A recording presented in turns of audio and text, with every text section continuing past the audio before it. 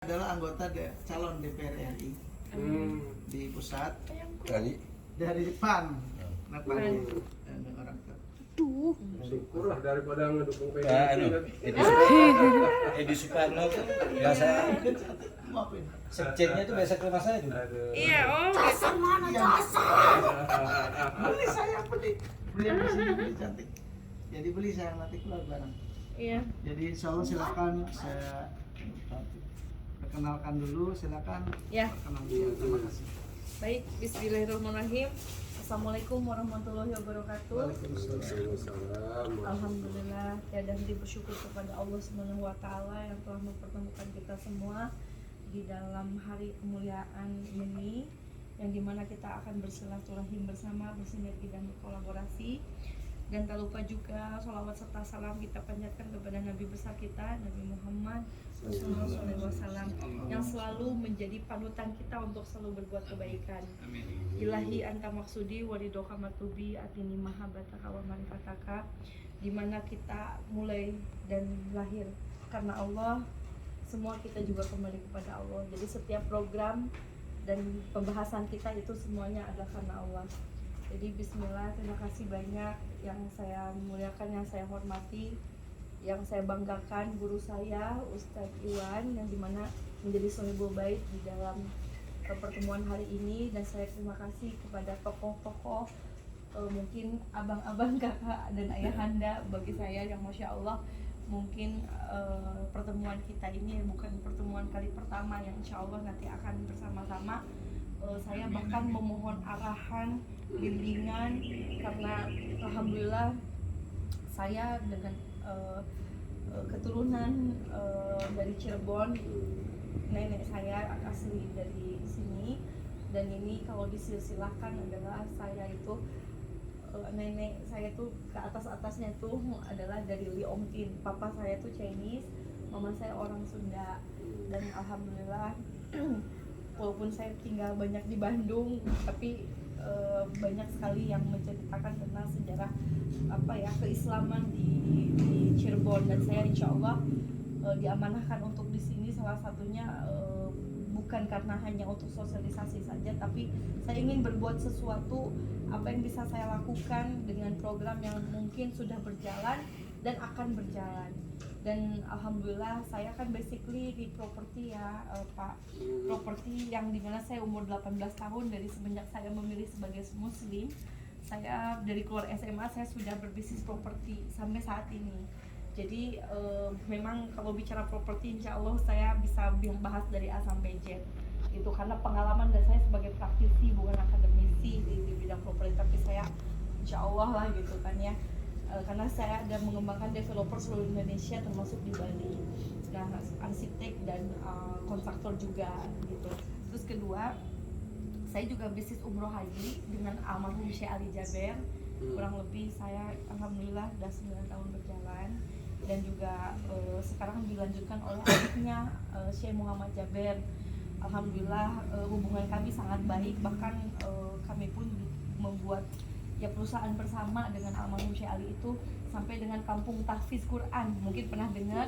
Di situ hampir 200 hektar di Cicalengka itu, di Cicalengka Kabupaten Bandung, kita menggarap waktu dengan almarhum Syekh Ali itu sampai membuka pemasaran hampir penjualan terbanyak pada saat itu, karena Syekh Ali sangat mensyiarkan dulu itu salah satunya. Jadi itu sampai sekarang juga gitu. Dan ketiganya alhamdulillah atas izin Allah juga di dalam masa Covid nih ya, saya membangun yayasan dan koperasi, karena basically memang saya tuh nggak bisa diam orangnya gitu. Bagaimana saya tuh ingin berbuat sesuatu, tidak ingin ada waktu yang terbuang, karena memang mungkin saya dari papa saya tuh mendidik bahwa segala sesuatunya itu harus ada tanaman kebaikan, karena papa saya itu kan basically Buddha waktu itu, karena saya pun pernah belajar agama Buddha dan agama Kristen juga alhamdulillah, karena posisinya pada saat itu itulah perjalanan spiritual saya. Dan alhamdulillah semenjak saya sebagai seorang muslim kan saya tuh harus mencari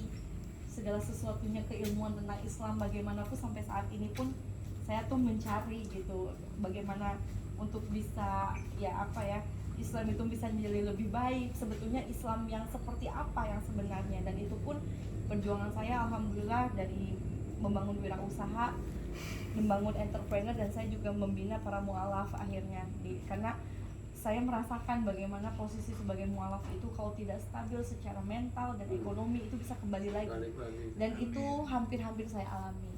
Jadi karena saya juga pondasinya adalah karena Allah, kedua tawakal yang tinggi, bagaimana kita harus yakin dan percaya kalau kita berusaha pasti Allah kasih jalan. Dan itu pun yang saya rasakan gitu. Dan seperti halnya saya di sini gitu, alhamdulillah gitu, dalam posisi saya buat bangun yayasan koperasi di Lumbung Indonesia ini, alhamdulillah saya membangun dari awalnya Lumbung Bandung, karena saya orang Bandung dengan wali kota Bandung. Nah tiba-tiba berkembang semenjak Covid itu kan lockdown ya, saya tuh tergerak dari ada ibu-ibu yang jualan keripik yang bal-balan itu kan, karena yang jualan pedagang kaki lima sekarang sudah ditutup, di close karena tidak boleh berjualan. Sedangkan hari itu dia bisa jualan, hari itu dia bisa makan.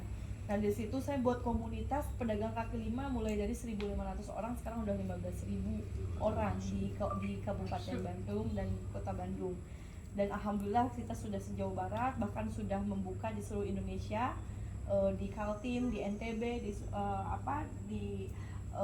di Sulawesi Selatan kemarin dengan wali kota, terus juga dengan Pak Gubernur. Jadi harus dengan kepala daerah karena mereka yang memiliki pemangku kebijakan gitu. Nah dari situ saya melihat bahwa the power of kebijakan itu sangat penting, bukan hanya masalah pintar tidak pintar. Ternyata kalau kebijakan itu akan mengalahkan segudang kepintaran kan gitu. Karena nah dari situlah saya melihat bahwa Pak, saya bilang ini harus dibina gitu. Akhirnya saya kerjasama dengan dinas KUKM, walaupun bukan bidang saya, properti tiba-tiba terjun di UMKM. Dan disitulah saya membina lagi petani, peternak, nelayan, seterusnya sampai saat ini gitu. Sampai membuatlah produk-produk dan sampai usaha ekonomi kreatif saya untuk sampai Indonesia dan go to export. Jadi alhamdulillah sejauh ini saya udah membangun dengan Kementerian Investasi BKPM itu karena sebagai yang sudah saya kenal, karena saya di HIPMI ya, Himpunan Pengusaha Muda Indonesia. Nah saya di Kadin juga, Kamar Dagang dan Industri Jawa Barat, saya pengurus juga, dan saya juga pengurus MES, Masyarakat Ekonomi Syariah. Terus juga alhamdulillah saya diamanahkan juga untuk Ketua Yayasan Peduli Anak Indonesia di wilayah Jawa Barat. Jadi saya tuh karena orangnya senang gaul gitu ya, juga ini, jadi saya pikir ini harus dikembangkan komunitas ini. Akhirnya bentuklah namanya Lumbung Indonesia. Nah dibinanya sama siapa? Oleh istri Menteri Investasi, langsung dari Kementerian Investasi BKPM, membangun Lumbung Internasional karena bekerja sama dengan Perhimpunan Pelajar Indonesia di Dunia, PPI Dunia namanya. Itu pelajar-pelajar yang ada di 62 negara. Itu kita sudah MOU. Dan keduanya mungkin udah tahu dengan JNE Logistik. Nah itu saya dengan ownernya sudah kerjasama untuk membuka di seluruh Indonesia. Beliau ada 15.000 outlet di seluruh Indonesia. Itu bisa bekerja sama untuk bisa biasanya mungkin ngirim paket harus ke tempat terus tidak ada diskon. Kalau ini kita akan memberikan dengan posisi sudah diskon 10% bahkan diambil. Misalnya contoh ini menjadi buat penghasilan masjid ini misalnya. Ini bisa menjadi titiknya JNE. Nanti saya bisa saya belum cerita ke Pak Ustadz. Ini bisa jadi titiknya ini, nanti akan buka di Cirebon gitu. Artinya di setiap wilayah, karena saya sudah kerjasama dengan JNE itu, saya ingin membuka peluang-peluang untuk Dewan Masjid Indonesia karena saya kerjasama juga dengan DMI di Kabupaten Bandung, dan saya terapkan bagus itu jadi penghasilannya masjid gitu. Jadi kita nggak pakai canceling lagi. Alhamdulillah sudah setiap ngirim dari wilayah dekat masjid, ngirimnya ke masjid, nanti diambil oleh JNE ke masjid, dan itu dapat penghasilan masjid. Nanti dari marbotnya jadi punya account gitu. Nah itu nanti kita bisa terapkan. Itu pengambilan lu ya. Pengambilan paket. Jadi misalnya ini Bumi Darussalam sebagai punya account nanti gitu. Seperti itu. Itu salah satunya. Ini karena saya menyambung dengan wirausaha ya. Satu itu.